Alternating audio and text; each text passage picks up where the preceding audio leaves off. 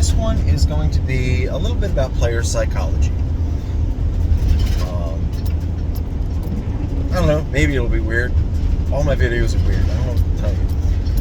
So, in our Monday night game, which is the subject of like 85% of my videos, the whole party have been getting like artifacts from their not chosen god, but the god that chose them in most circumstances. So they've all got a pretty common design, like an extra 2d6 of whatever damage. It's a +3 weapon. Usually, I think there's usually a language. There's some other minor effect, +2 to some stat. Like a few other things. Like this, they do a bunch of stuff. They usually have some sort of like 1 minute duration power up of some kind, and those are all wildly different. Like the Storm Cleric has one that turns them into a Gundam. The Echo Knight gains the ability to make more echoes for a minute, and all of the new echoes can make additional attacks on their turn. So they've just got a ridiculous amount of attacks. The plague and poison themed ranger gets like a stinking cloud aura, and they can just tack on a big chunk of damage onto their attacks a few times. We don't know what the casters does exactly, but because it's just been hidden. Like all the other ones got revealed to us all at once when they got it, but the casters just wasn't. So, man, that truck's going slow. Anybody coming this way? Nope. All right. Hey, whoa, whoa. So they all follow a formula, and one of the final bullet points they have is they give you advantage on some skill check. I think it's advantage because it's like there's like two different bullet points. One gives you something revolving around a toolkit, and one revolving around some skill. And this is an example of like there can be a little bit of a disconnect. For the main example, all the other ones make more sense. But for that Storm Cleric, it grants them a bonus to intimidation, whether it's advantage or expertise. I don't remember. And the thing is that Storm Cleric never really does intimidation. They're not built for it. They don't have proficiency in it. Their charisma isn't particularly high either. So that's not really a skill that character was intending to lean into and never really has. It's just not built for it. But it makes a lot of sense narratively, like, because that cleric is a follower and chosen one of Talos, the god of destruction. That lines up with intimidation pretty easily. You know, you just talk to someone and lightning bolts strike around behind you. Like, oh, I should probably listen to that guy. So there's like a disconnect there, because it makes perfect sense for a boon of the god of destruction to give a bonus to intimidation. But that's not what the character was going for. Like, this character is almost more of like a silent storm kind of thing. Like, that's the vibe. They don't really announce themselves. They just do things. They just take action, whatever it is. So, what does that do? Well, it encourages the player to use intimidation more, which maybe that's not the idea they had for the character, but unintended growth on the player's part is also a very good thing. I never intended for my character in the same game to become beholden to Tiamat and get linked up with her and have draconic instincts and whole transformation and all that shit. That was never an intention. It just happened.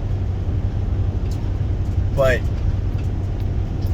with that bonus to skills, you encourage that player to lean into that.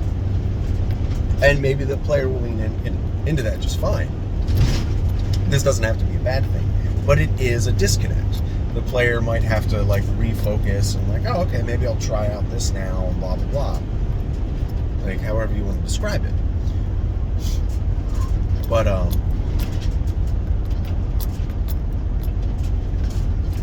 like, this can definitely have worse consequences if it's done, like, incorrectly. I say incorrectly. Like, for example, if, for my character in that same game, like over a year ago, he went through this draconic transformation where he became a half dragon. And the DM based the features that transformation gave just right off just dragon stat blocks. So he gained like multi-attack, he gained a bite, a claw, and he can do like 2 bites and a claw, he can do a bite and 2 claws, that kind of thing. But if you want to extrapolate slightly, a lot of claw attacks have a grappling component to them, like particularly monster attacks. I'm not sure if a lot of dragons do. I feel like some of them have to, but regardless, and I've talked about this transformation before and different philosophies and perspectives and how you could design something like that. But that's not what I'm talking about here. But let's say the DM had designed something, a component of the claws, like once per turn when you hit, you can grapple the target. Something like that. Now, this character is a barbarian that uses a 2-handed weapon. So grappling is not something this character is going to be doing in combat unless he can grapple with his mouth. Like, because he's going to be using his weapon that requires 2 hands. So he's not going to be able to grapple continually. That's just not how it's going to work. So if I had gotten that feature, I could, as a player, kind of look at it in one of two ways. It is one, more of a narrative feature that I'll use almost outside of combat more, or when I want to do specific things. Like, I really need to grapple keep a target from moving, which is not particularly common because that's not this character's playstyle. He's not built to grapple individual targets. He's built to, tank damage, deal out just straight damage, and he has movement control through the slasher feat and sentinel feats. So grappler is not something on his menu. So I could look at it as kind of a ribbon. Or, alternatively, if I wanted to try to lean into that, what would I do? I don't know. Ask the DM if the weapon that's been a 2-handed scythe this whole campaign, hey, can we just make that versatile?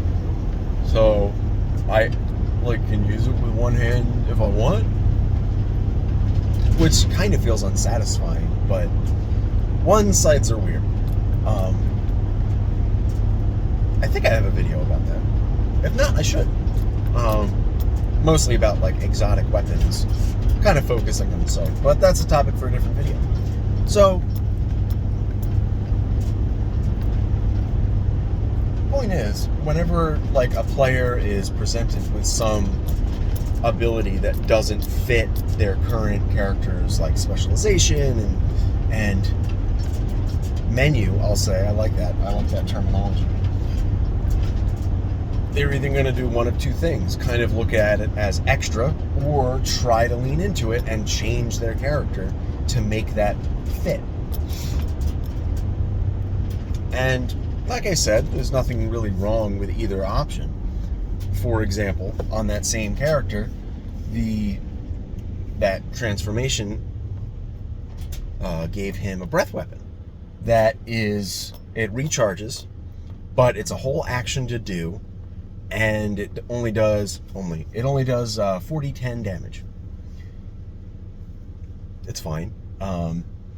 If this character is fighting a single target, there is no reason to use this breath weapon at all. Because, just looking at the math, with his 2 attacks, he's on average doing fucking like 70 damage a turn. If both attacks hit, blah, blah, blah. But this breath weapon on average does like, I think it just hits 30? No, it doesn't even hit 30. It hits like 20 something. Because it's 5.5 times 4. So it does like 22 damage on average, which is not like nothing, but it's only like useful if he can hit like 3 or more targets.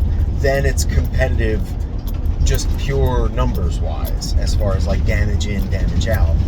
But damage to a single target is always more valuable than damage to a group, because like more damage to a single target, you can put that target down, get them out of the action economy, and prevent them from making more attacks. Unless, of course, you can get rid of 1 or more targets with that area effect attack. So against weak things that he can kill, the breath weapon kind of makes sense. But especially like the place we are in the campaign, like we're level 14, we're pretty high up, we're getting pretty high up there, and the way the DM builds most things, there's really not a lot of situations that this breath weapon is going to take out a bunch of things in one shot.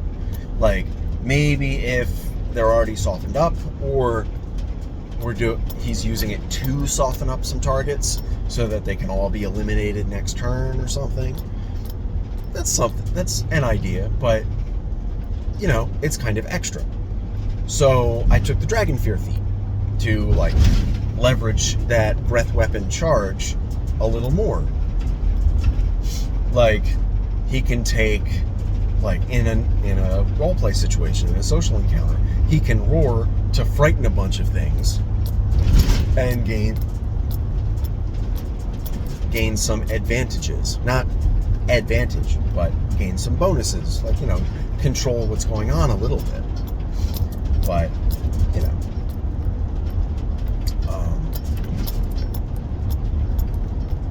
but also that breath weapon was not really designed as a power boost. It was just like an extra thing, which is more than fine. Like, everything you get doesn't have to be like a straight power upgrade, but it is one of those things that causes me as a player to slightly change my direction and my intention on building the character. So there's a lot of these things that can happen when designing items or whatever for a character. And I guess you kind of want to be careful, because depending on what the character gets, it will change how they're engaging with the game. Yeah, that's all I really got for you today.